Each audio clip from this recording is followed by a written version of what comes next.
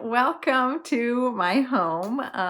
In this video, I'm going to go over the basics of weaving and specifically band weaving.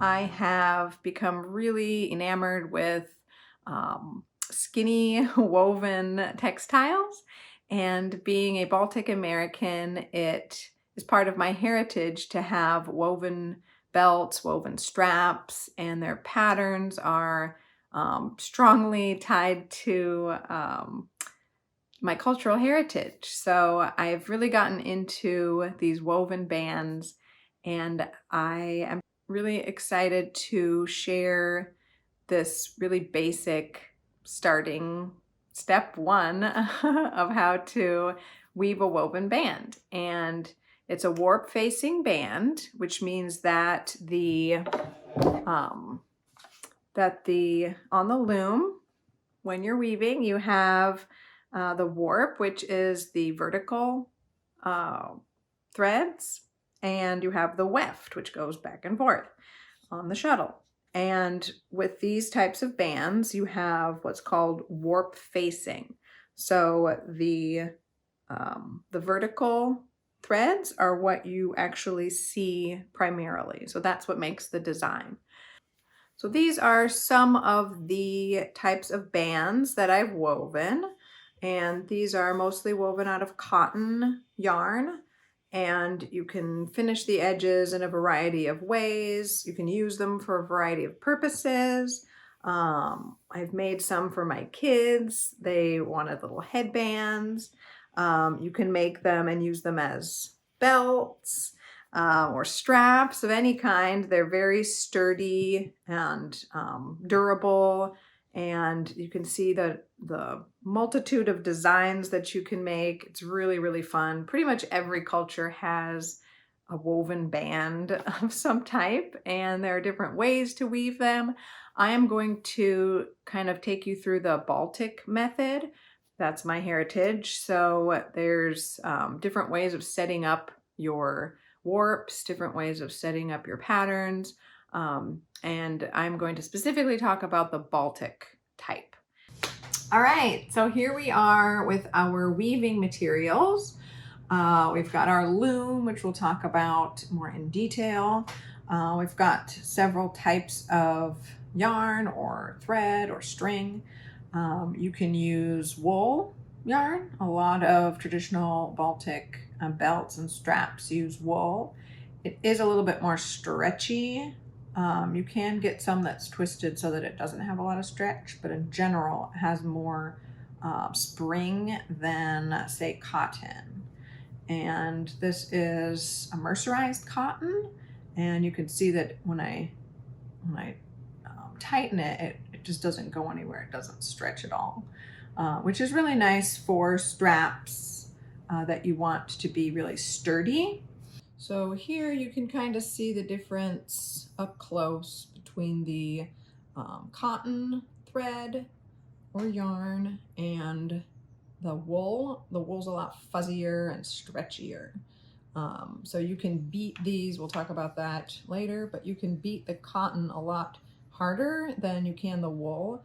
It'll take a lot more kind of rigorous working. So I think it's easier for a beginner to use the cotton. It's also a little slipperier as you're going back and forth with the shuttle and beating and threading your heddle. I feel like cotton has a little bit more forgiveness than the wool. So if you're just starting out, I would suggest getting and using some cotton, like mercerized cotton yarn, and then graduate to wool if you so desire. Also, one thing about wool, unless you get the superwash kind, if you were going to wear this as a belt or an element of a garment, then, and you wanted to wash it, then you have to be careful about the wool felting and or shrinking, whereas the cotton shouldn't do that. Just toss that in the washing machine. So these were all woven with the cotton. Comes in all kinds of different colors and thicknesses, so the different weights. I would look for some either fingering weight if you're used to knitting, or if you know anything about the different gauges and weights of yarn. Fingering is one of the thinnest. Lace weight is really thin, but this is fingering wool and cotton. And you can also get sport weight, which is a little bit thicker, and DK, which is even thicker. If you get worsted weight, or if you have worsted weight, that's really thick, and you might end up getting like really thick and having it a little bit harder to handle. But when we create our patterns with the Baltic weavings, generally, if you want the pattern threads to be kind of raised up and more prominent, then we'll often double the thickness of the yarn. So if you had some that was, say, a DK or a worsted weight, you could definitely use that for the pattern yarns. And this is also a linen thread, which works really well. Again, it doesn't really have a give to it, so it's really good for the weft, the one that goes back and forth, left to right, weft, left. So that's the one that you really only see, and I'll zoom in on this, but you really only see the weft occasionally in the kind of open areas. And then of course in the fringe, if you choose to do that, you'll see it, and along the edge. So because the weft goes back and forth, left and right, it will be, you'll see it on the edge because it kind of overlaps that edge. So whatever color your weft is, that's probably the color that I would generally use for my background. These both use like kind of a cream or a white. This one uses a bluish, and the weft, you can see that it creates sort of like another color within that pattern. So if I wanted to avoid that, then I would use same color weft, say yellow, that this background pattern was. But then I would have like a border along here that was like a yellow and blue alternating border. So now you can kind of see the difference closer up of how the weft makes these little sort of bumps. And if it's the same color as the background, the ground yarn or thread, then you hardly notice it. It kind of just disappears. But if it's contrasting and it's again a different color than that background, so I've got a sort of a blue border, and then the weft is blue as well, so that the border seems solid, but then in the middle you can kind of see how that blue creates its own pattern, where you can see that intersecting with the background. So because you weave this way, the weft is going back and forth, and it creates that kind of ridge on both sides, depending on whether the threads are laying on top or underneath. So you can totally play around and create different looks depending on the pattern threads that you choose, whether it's lighter on dark background or dark pattern on a lighter background. And the borders, you can choose to include borders if you want.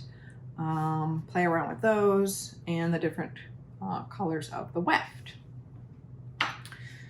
So now we'll talk about the different materials that you need besides the yarn. That's the most important part of the loom, and other things that you need to get started. So we've talked about some of the components of the straps. We've talked about our yarns. Now let's talk about some materials that you need for the actual weaving.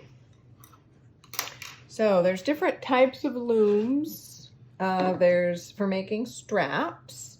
There's a back strap loom, which is really, really simple. You actually wrap it around your back strap, and then there's some sort of anchor like on a table or a chair or a stake, and that's what your end yarns are tied to, so you can control that tension that you're weaving with.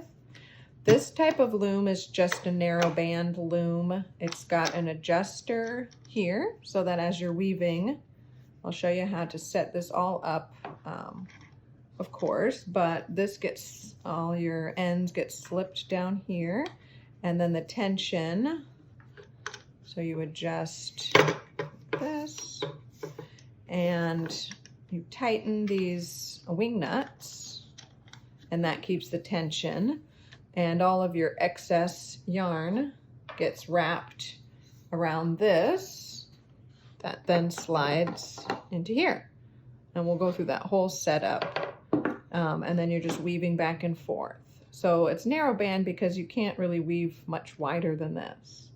And depending on the heddle that you're using, this is a rigid heddle, and it has 31 slots. So you can use a total of 31 threads, which is what this is.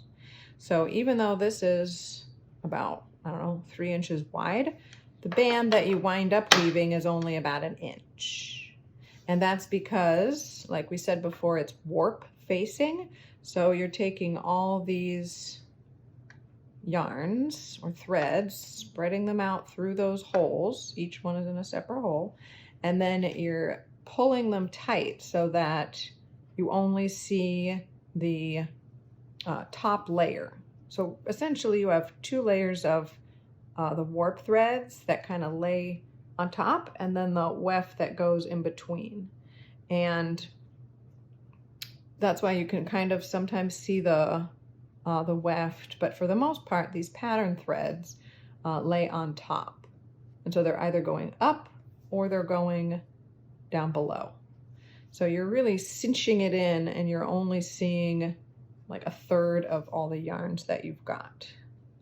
And that's important because in a lot of other weft facing looms and weaving, you don't cinch it in as much, but it's also not as durable and strong because this essentially has 3 layers. So this is the narrow band loom. This is the heddle. And like I mentioned before, each thread goes into either a long slot or a little hole. And it's designed so that the yarns can either stay stationary or they can slide up and down the slots. So you're raising or lowering, and they either go up or they go down. So you're creating a different shed each time. And the shed is that space in between the threads, that open space that you then insert the weft through. So you'll need your shuttle, which is what carries the weft through the shed. This is just a simple shuttle. It's a piece of wood with a couple of notches. You can get or make shuttles that have kind of a beating edge, like a little wedge that you can beat with the shuttle. Or you can just use this, but the problem with this is that it's not very pointy, so you're not going to get a really tight beat as you're shoving those weft threads down onto each other. And that's, again, essential too for getting a really nice tight strap. So the other thing that you need for this type of Baltic weaving is something to create and pick up those pattern threads.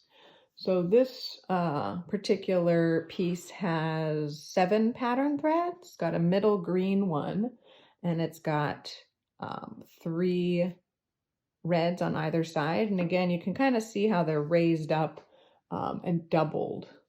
So the pattern threads go in the middle So they'll go obviously in the middle of the heddle, and then there's border threads that go on the edges.